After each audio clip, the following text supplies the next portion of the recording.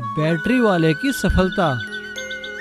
सुंगरपुर गांव में कुशल सिंह नाम का एक आदमी रहता था। वो बहुत ही अच्छा कारीगर था। उसे बैटरियों के बारे में अच्छी जानकारी थी। उसके काम की सभी लोग तारीफ किया करते थे। अरे शर्मा जी, क्या हुआ? क्यों परेशान हो? क्या बताएं वर्मा जी, ये कार की बैटरी भी ना बहुत तंग करती है। अरे शर्मा जी, आप कुशल सिंह के पास क्यों नहीं जाते? उससे एक बार बैटरी रिपेयर कराइए, देखिए फिर कैसे काम करेगी। शर्मा जी कुशल सिंह के पास जाते हैं और उससे अपनी बैटरी ठीक करवाते हैं। ये लीजिए सर, आपकी कार की बैटरी बिल्कुल ठीक हो गई है। अभी आपको 1 साल तक तंग नहीं करेगी। 1 साल बाद मेरे पास ले आइए और बदलकर दूसरी बैटरी ले जाइए। कुशल सिंह का एक बेटा था जगन। वो शहर के कॉलेज में पढ़ा करता था। वो पढ़ाई लिखाई में अच्छा था, लेकिन वो अपने अमीर दोस्तों की नकल भी किया करता था। एक दिन जब रात को कुशल सिंह घर पहुंचा तो जगन को उदास देखकर उससे पूछा, क्या बात है बेटा, उदास क्यों हो? क्या सोच रहे हो? पापा, मेरे सारे दोस्त कारों में आते हैं, मुझे भी एक कार ले दीजिए ना, मुझे बस में कॉलेज में जाते शर्म आती है। जगन की बात सुनकर कुशल सिंह सोच में पड़ जाता है। मैं ठहरा एक बैटरी ठीक करने वाला कारीगर, अपने बेटे को कार कहाँ से ला कर दूं? लेकिन इसका दिल रखने के लिए कुछ ना कुछ तो करना ही होगा। अगले ही दिन कुशल सिंह अपने दोस्त विजय कबाड़ी के पास जाता है और उसके पास खड़ी एक पुरानी कार खरीद लेता है और रातों रात मेहनत करके उसे एक बैटरी से चलने वाली कार में तब्दील कर देता है। और अगले दिन जगन के पास वो कार लेकर आता है। जगन बेटा, ये लो तुम्हारी कार। धन्यवाद पापा, लेकिन इसमें पेट्रोल कहाँ डलवाऊं? बेटा, ये कार पेट्रोल या डीजल से नहीं, ये कार बैटरी से चलेगी। मैंने इसे चार्ज कर दिया है। जाओ, निश्चिंत होकर जाओ, रात को आकर फिर से चार्ज कर लेंगे। जगन खुशी खुशी अपनी कार लेकर कॉलेज जाता है। उसकी बैटरी वाली कार देखकर सभी लोग हैरान हो जाते हैं। जगन जब कॉलेज से वापस आ रहा था तभी उसे रास्ते में एक बहुत बड़ी गाड़ी खड़ी दिखाई देती है और एक आदमी जगन की कार को हाथ देता है। जगन कार रोककर उनसे पूछता है, सर क्या बात है, कोई परेशानी है? मैं आपकी मदद कर सकता हूँ। हाँ बेटा, मेरी कार में पेट्रोल खत्म हो गया है, मुझे अपनी फैक्ट्री में बहुत ज़रूरी काम से जाना था, क्या तुम मुझे छोड़ दोगे? हाँ जरूर अंकल। बेटा, शहर में तो पेट्रोल है नहीं, फिर तुम्हारे पास पेट्रोल कहाँ से आया?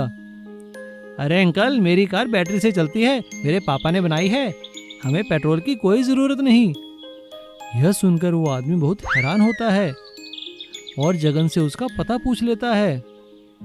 अगले दिन वो आदमी कुशल सिंह के पास आता है और उसे बताता है कि वो एक बहुत बड़ा कारों का मैन्युफैक्चरर है और उसे कुशल सिंह की बैटरी वाली कार का आइडिया बहुत पसंद आया और वो कुशल सिंह के साथ मिलकर बैटरी वाली कारें बनाना चाहता है।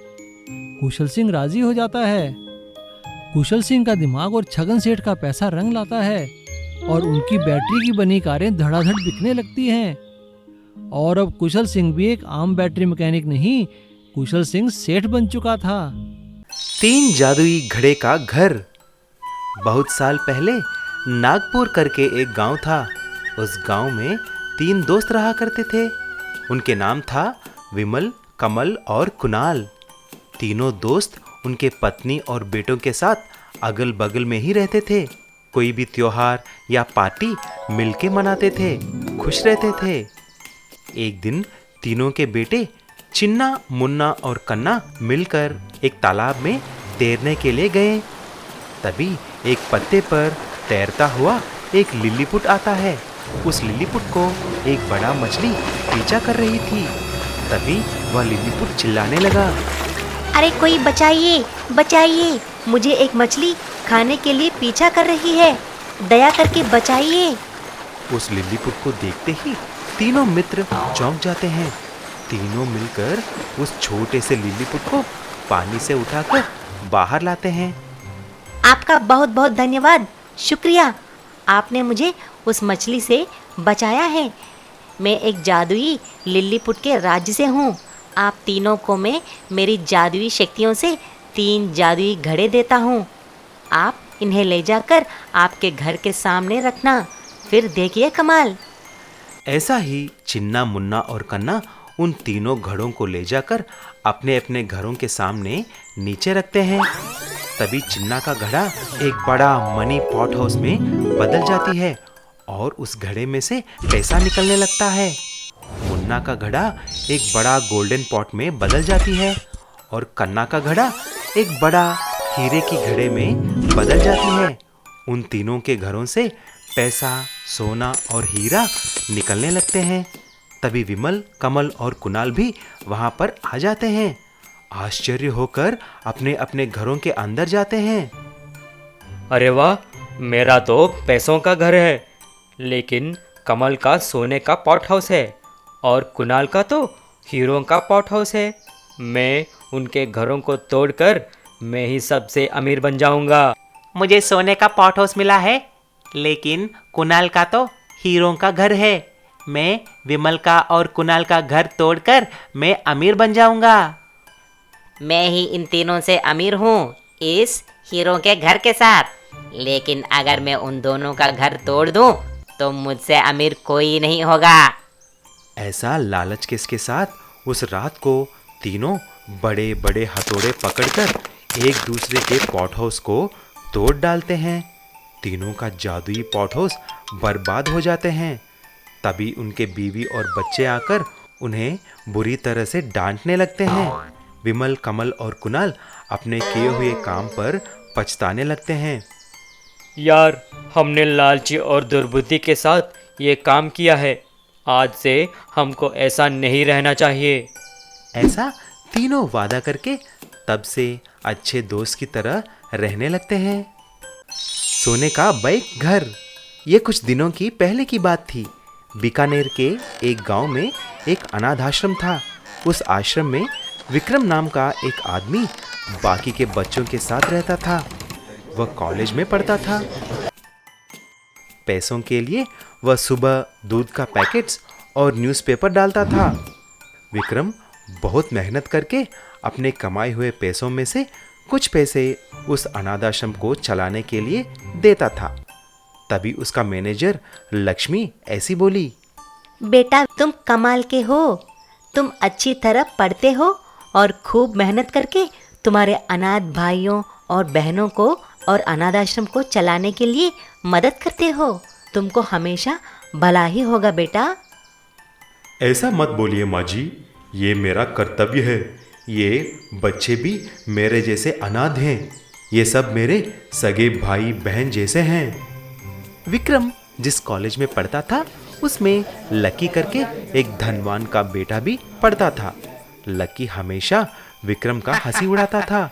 किसी न किसी बात पे विक्रम का अपमान करता था, क्योंकि विक्रम हमेशा लकी से भी अच्छे मार्क्स लाता था। देखो देखो, इस गांव का गरीब भिखारी आ गया। क्यों रे विक्रम, मेरा बाइक चाहिए क्या? गांव में एक राउंड घुमा कर लाओ। ओहो, मैं भूल ही गया रे, तुमको बाइक चलाना भी नहीं आता ना। बेचारा विक्रम कुछ कह नहीं पाता था। कॉलेज में सारे दोस्त उसे देखकर हंसने लगे। एक दिन जब लकी उसके बाइक पे कहीं जा रहा था, तभी उसने विक्रम को कुछ लॉटरी की टिकट बेचते हुए देखता है। ये कौन सी नया जॉब है रे? अब क्या बेच रहे हो? लकी, ये एक लॉटरी के टिकट है। इसका पहला इनाम एक सोने का बाइक है। चाहे तो तुम भी एक टिकट खरीदो। हाँ, क्या लॉटरी? ये सब तुम्हारे जैसे गरीबों के लिए है। चल हटो मेरे रास्ते से। उस तरह लकी वहां से चला जाता है। जब शाम को विक्रम अपने सेठ को टिकट के बिक्री के पैसे दिया, तभी सेठ ने विक्रम को उसका पैसा देकर मुफ्त में एक लॉटरी की टिकट भी देता है।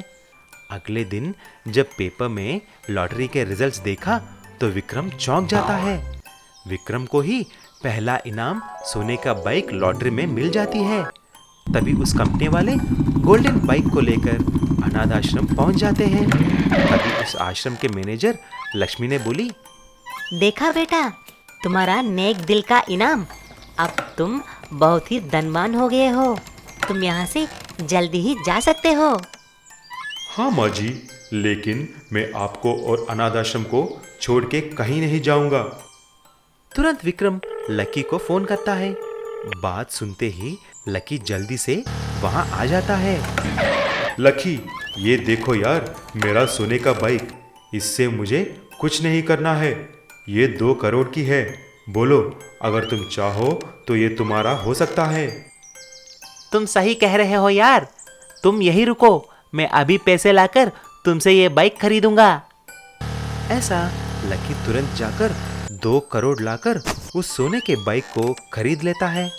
विक्रम उन पैसों से अनाथ आश्रम के लिए एक नया बिल्डिंग बनाता है और जो कुछ भी पैसे बचे वह मैनेजर लक्ष्मी को देकर आश्रम को अच्छी तरह से चलाने के लिए बोलता है।